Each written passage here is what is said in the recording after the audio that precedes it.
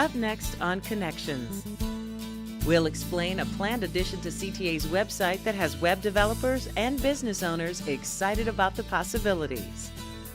You'll see a renovated Brown Line station that won an award for its historic features. We'll show you the sights around Greektown on Gene's journey, and you'll meet two switchmen that keep the trains moving for customers. The CTA, working hard to improve, committed to quality and its riders. Welcome to Connections.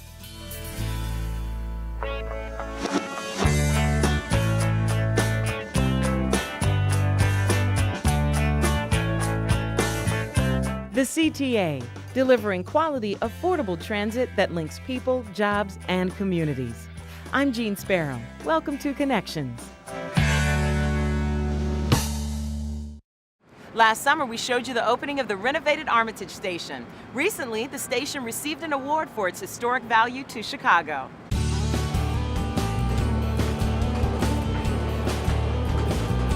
We are in the Armitage Halstead district, which is one of the city's most unique landmark districts.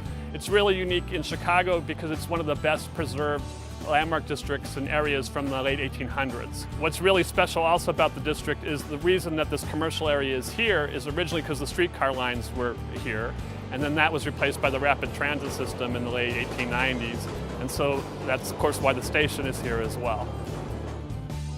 The CTA received the Landmark Award from the City of Chicago for the work we did here at the Armitage Station for the preservation items that we were able to save. The award was recognizing us for us being able to preserve some of the features of the station that were here before we started the rehab. The Armitage station has come a long way from its original opening in 1900. As part of the Brown Line expansion project, it was recently updated to include modern amenities. Elevators were added to make the station accessible, and the platform was extended to accommodate 8-car trains. It was not capable of accommodating 8 cars, let alone the width of the platform that existed here. So as part of the revitalization of the whole Brown Line and the increase of all the stations, this was a particular tricky one. The line here was obviously originally aligned in the alley, very, very tight, so there wasn't a lot of room. One of the main features was we were able to preserve the original historic station house. So that was saved in its original location and rehabilitated to look like it did years ago. The historic station is incorporated with part of the modern station that we also built to make the station larger. Another feature was the historic canopies, which we refurbished. The support steel for the historic canopies, we were able to reuse that. Inside the station, the wood trim, doors, and windows were all refurbished. The platform was also part of the makeover. Some platform features that we were able to preserve included historic railings. We saved some of the old railings and repainted them, as well as replicated some of the railings to look like it did 100 years ago. And we also installed some historic light fixtures at the platform level over Armitage Avenue.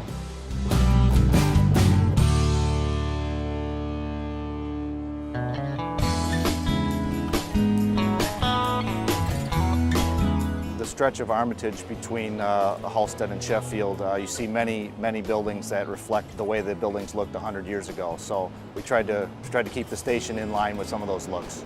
In keeping with the landmark district, CTA worked with local architects to maintain the integrity of the 100-year-old station. CTA went through a whole neighborhood process and community planning process with all the stations, but this one obviously had some particular challenges in making the station work here. And so there were a series of community meetings, and the CTA worked closely with the Landmarks Commission as well and the Planning Department to make this work. Part of blending old and new was including a glass and ceramic tile mural entitled Chicago L Stories on the back wall of the new station house. It's important to tourism. Preserving the neighborhood character is important, for these individual communities as well. It's what's special about their neighborhoods and what makes them special and unique.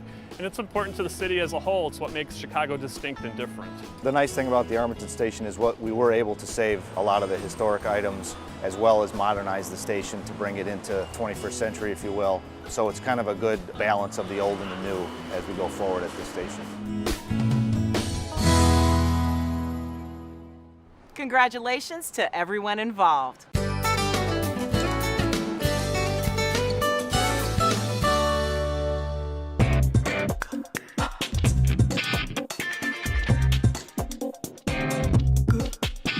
5 CTA train routes travel on the Loop elevated structure, bringing thousands of people to the Loop each day. CTA's Loop Signal project will make it even easier to travel through this central part of the city. Well, the Loop Elevated is one of our most important pieces of infrastructure. The majority of our lines pass through it. The signal system is being replaced in the loop on the elevated structure above Wabash, Lake, Van Buren, and Wells. What is the Loop signal system, and why does it need to be replaced? The best analogy for the system is a stoplight. Most people are familiar with stoplights, and that really is a type of signal system. The signal system that exists today is an older system. The new system gives us increased reliability, capacity, and safety, as we're always looking to improve in all of those areas.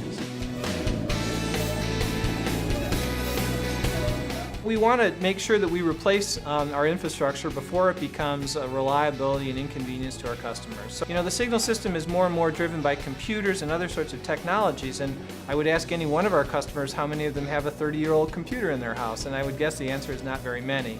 So as we get into replacing not only the mechanical components but also the computer components, we want to make sure we have the best and most reliable stuff out there. The Loop Signal project started in 2007 with track replacement. As construction continues, customers may see some changes through the loop. So one of the most important parts of the Loop elevated structure is the junction that's located above the intersection of Lake and Wells. That's one of the most busy flat junctions in the United States, if not the world. And there's a tower there, and many people might wonder what the tower does. The tower actually has people that man that area, and just similar to an air traffic control tower that controls the flight patterns and the arrangement of the planes, really that tower is there to reinforce some of the automatic things that happen, but also to make sure that the trains pass through that junction in a safe and efficient manner. The replacement of the tower, the first thing that we're going to do coming to the end of this construction season is to cut over to the new system.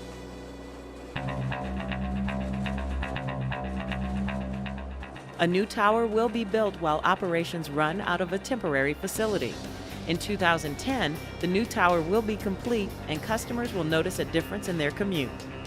Right now, the way that the trains move through the loop structure is dictated to some degree by the length and the configuration of the track circuits up there, which is something that really was put in place in the 70s. And again, I would go back to who has a computer from the 70s.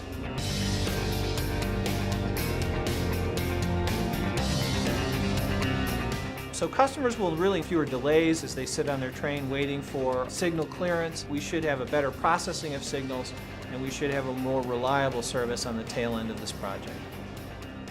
Customers should continue checking transitchicago.com to see how construction will affect their commute.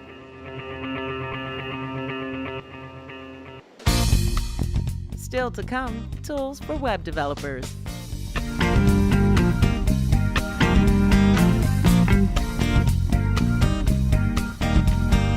So how do you check CTA bus and train schedules? You usually check it online with the CTA bus tracker. So how do you check CTA bus and train schedules? Basically online. Why? Is it easier for you that way? Yes. I generally go online, CTA or transitchicago.com. Okay, and what about you? Likewise, once in a while I'll use the phone number, but typically the internet, or if I am desperate, the schedule, like if I don't have access to internet. I don't. I just come in, get the next train. I check whether something is posted, so once I'm there, and if something is changed, then I go accordingly. I use bus tracker all the time.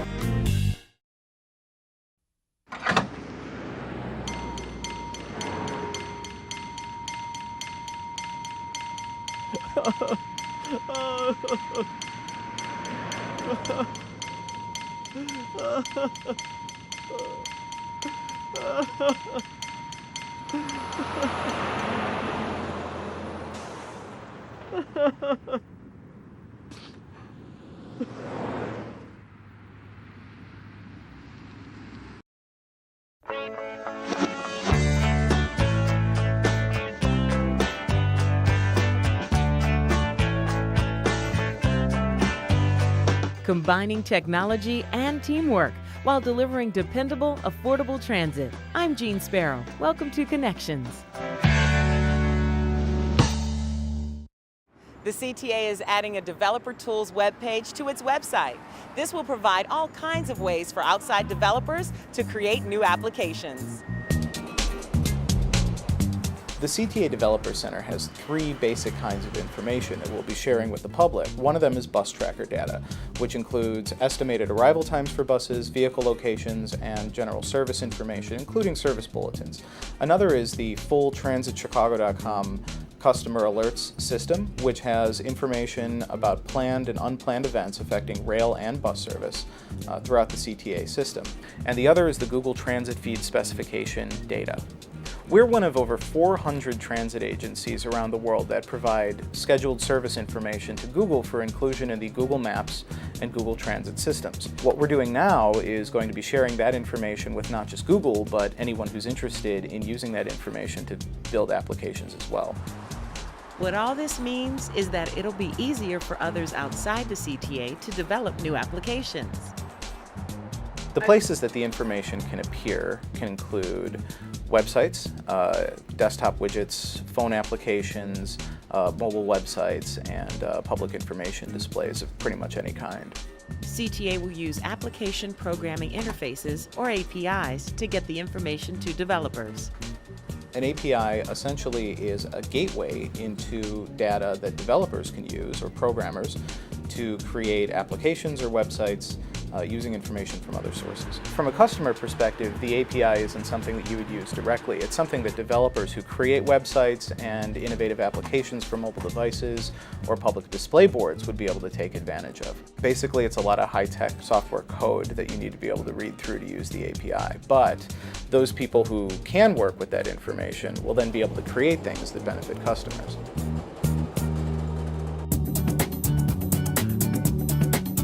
One such application is already in place in the Wicker Park Bucktown Special Service Area, or SSA. We have partnered with the Wicker Park Bucktown SSA to have 10 displays as part of a pilot program showing the bus tracker real-time arrival information in addition to community events. The way the program works is that the special service area in our neighborhood, which is a taxing district, is actually paying for the installation of the screen, the purchase of the screen, any of the wires and wireless routers that we've had to buy to install the screens. So any business who's involved, really, there's no initial expenditure for them to host a screen. The only thing that we ask from them is that they provide us access to an outlet, that they have internet connection, whether it's hardwired or wireless, and that they allow people to come in and view the screen without having to make a purchase. And the businesses linking themselves to transit is a great match, especially in denser areas, vibrant communities, because the bus system is such a large part of the sustainability and the vibrancy of the area. All these people couldn't get into the area if it wasn't for the robust public transportation network that we have here in Chicago. The businesses be able to recognize that this is a large part of what will draw business and drive sales for them. Is a great part. Many businesses were eager to get on board for the pilot program. First and foremost, quite selfishly, it's about business. If I can get more people in the store because of the bus tracker information, that's a key reason. But also as a citizen and a homeowner of the neighborhood, I'd also like to see less car traffic, more foot traffic, CTA ridership, bicycles, things like that. So I think it's just helpful to give that information to the community. So I think it'll be a benefit for the community just to have more opportunity to get bus tracker information. And then also the majority of the screen actually shows posters for neighborhood events, things like Chamber of Commerce meetings or aldermanic meetings or neighborhood associations. So I think that's also a benefit for the neighborhood to have a more public way of knowing what kind of events are going on.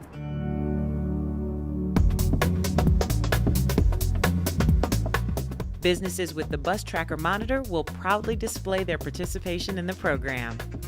The decal for the front window, I think, is key for a number of reasons. I mean, one, it allows people to know that we have that system available.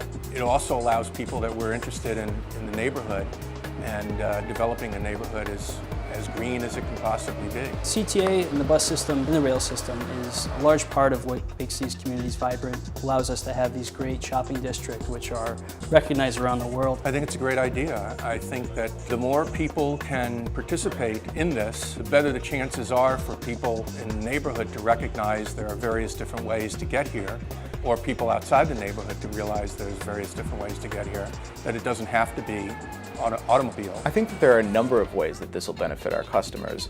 I think one of those is that people will be able to find transit information packaged and available in ways that work for them, because a wide variety of developers creating a wide variety of applications means that there's a greater diversity in the things that you can choose to use to help your day.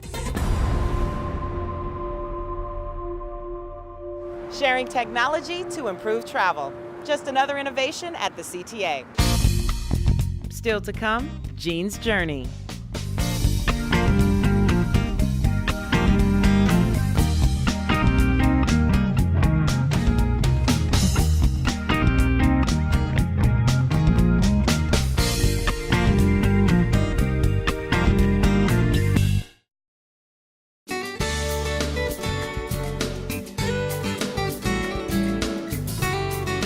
On an average weekday, the CTA provides 1.7 million rides, getting people where they need to go around Chicago and the 40 surrounding suburbs. If you want to hop aboard, here's how to get all the information you need. Online, go to www.transitchicago.com. There you can access system maps, bus and train schedules, and service updates. You can even use the Google Trip Planner. Enter where you want to start, where you want to go, and what time you plan to travel. Another option, make the connection by phone. Call 836-7000 from any local area code.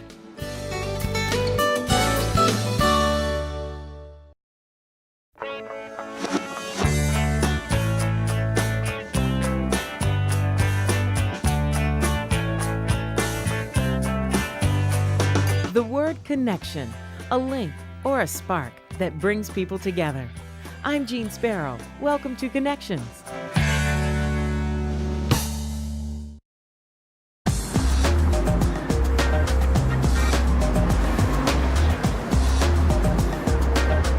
So for today's Jean's Journey, we're headed to Greektown, yet another neighborhood in Chicago that is well served by the CTA. I'm on the number 8 Halsted bus, but you can also take the number 20 Madison or the number 126 Jackson, and then there's also the UIC Halsted stop on the Blue Line.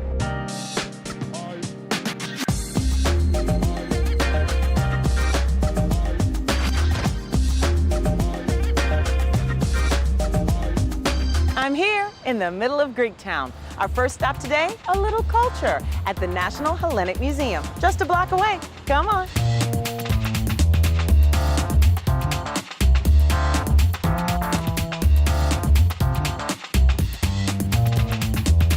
I had heard a lot about the National Hellenic Museum's new exhibit, and I wanted to check it out for myself.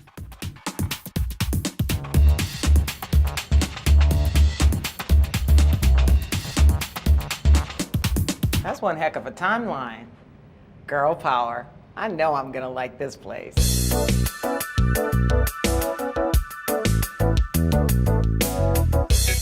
Here at the museum, we cover Greek history, culture, and art. Our collection and our exhibitions encompass all three of those things, and you can come to one place and get everything. The oral tradition is very important to Greek culture because it's traced back to ancient Greece. The first oral historian was Homer, who recited the Iliad and the Odyssey thousands of years ago, and these are still stories that we read and talk about today. The Oral History Project here at the museum follows that same sort of idea, so we want to get people's stories before they're lost forever. There's so much history here, and a new exhibit from up-and-coming Greek artists. The name of the show is Neolea Pathos. Neolea means youth, young people, and pathos means passion. And what we had hoped to bring out in the work of these young artists was the passion that they have in their lives, in their work. The exhibition runs through January 9th, 2010, so you have plenty of time to see the show.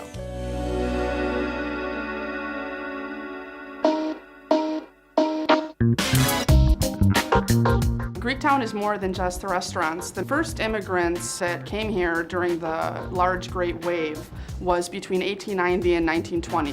What ended up happening was a lot of the Greek men that came here ended up staying here, and the neighborhood itself was huge. It encompassed all of the University of Illinois campus, where a lot of the expressways are today, was still part of Greektown back then. So now we're in this sort of miniature Greektown that's just the restaurants and of course the museum here. But 100 years ago it was very, very different.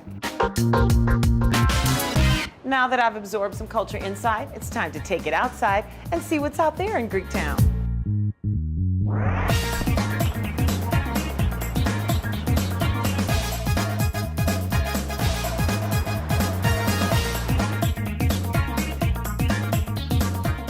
While Greektown may be more than just the restaurants, a trip down here would not be complete without something to eat. So I'm going to get some moussaka and saganaki and all other sorts of good stuff. And I hope that you will take this trip yourself. Thanks for joining me on Jean's Journey.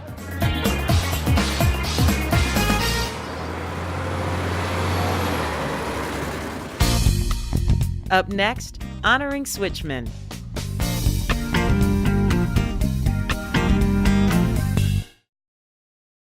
Miss an episode of Connections? Need to find an address or a link feature? Just visit the Connections website. There are several ways to find us. Go to www.transitchicago.com and click on Connections. Or visit the Connections website at podcastchicago.tv and click the Connections link to find the most recent episodes. You can watch episodes online for instant viewing. Or you can subscribe with your favorite podcasting tool and automatically download new shows each month. Like all video podcasts, Connections can be viewed directly on your computer or laptop, or can be viewed on a portable media player, such as the Video iPod. Connect online with Connections at podcastchicago.tv.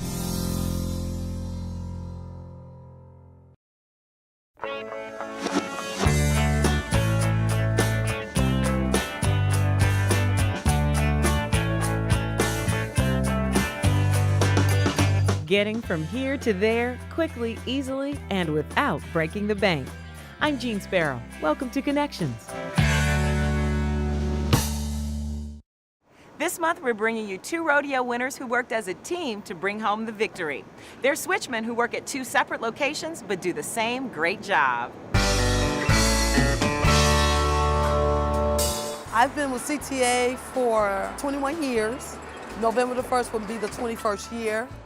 And it has been a great 20+ years. I've learned a lot just working with different people. I've been here going on 24 years, and I just got an opportunity to work for CTA, and I took it. Although Kevin and Ruthie work at different CTA terminals, both of them are responsible for getting trains in and out of the yards. Basically what a switchman does is they supply the railroad with the rail cars that we need for service. They prepare trains in the yard. They couple trains together for if we're running 4-car service, if we're running 8-car service, they'll couple trains. They'll cut trains when we go from our rush hour down to our base period. In the wintertime, they prepare the trains, they turn the heat on for the comfort of the customers. And in summertime, they turn the AC on for the trains to be nice and cool when they go out on the line of road as well. They board the trains to make sure that they're clean, that they're operating properly for the operator by checking the doors. They make sure that they're coupled properly. They check the windows. They check to make sure the brakes are releasing. And they actually put the trains out for the operator to take on the line of road. We need to move safely, quickly, and efficient so that we can get the train into the pockets, because people have places to be on time, and CTA always wanted to be on time.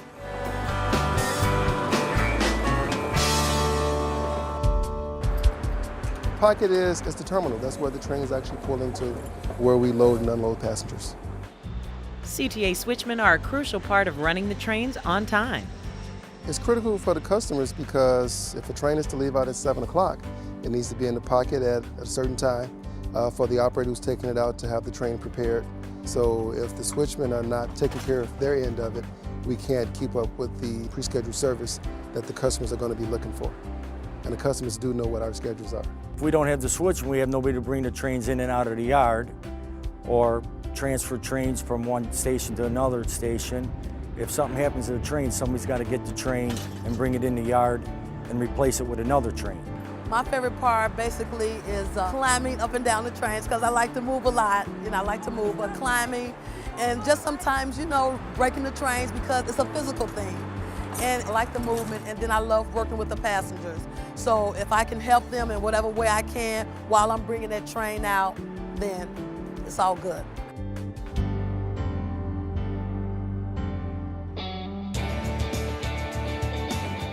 Kevin and Ruthie worked together in the 2008 rodeo.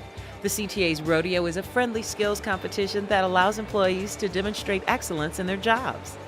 We get to choose who we want to be with, and since Ruthie, I knew her from when I started in '86. I chose her for my partner, and she wanted to be, so that's how we became partners. I know that she knows how to switch because I broke her in when she started back at Ashland.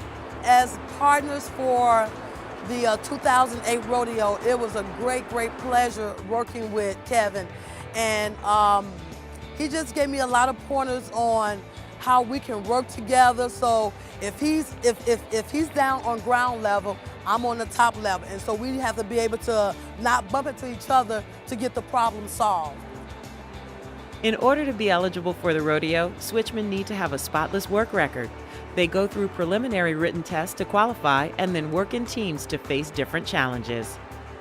It gives the employee a chance to actually showcase what they know. Kevin himself is a pretty competitive individual, and it gave him an opportunity to show everyone else what he knows. Not many people can say that they are the best, that they're number one. I've known them for the last 20 years. I've actually worked with them as switchmen prior to going into management.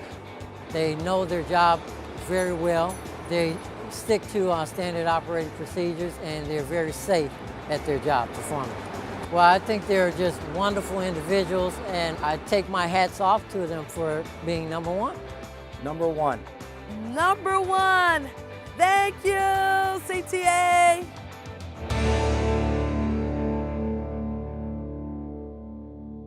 I just love seeing the behind-the-scenes jobs at the CTA. Thanks to Kevin and Ruthie for keeping those trains running on time.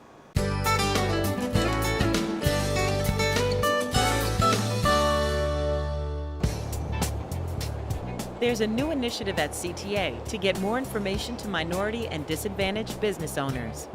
We realized that there may not be enough information out there for vendors that want to do business with CTA. So we decided to host a series of workshops, monthly workshops, to talk about our certification process, our Disadvantaged Business Enterprise, DBE certification process, and about how to do business with CTA.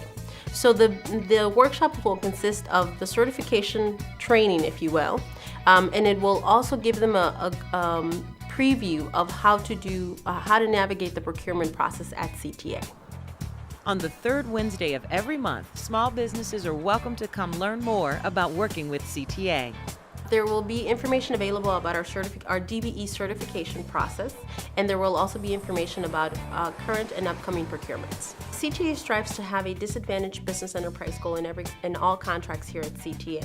And so by hosting these workshops, we hope to open up the doors for more businesses to do business with CTA. To learn more about the monthly workshops, visit transitchicago.com.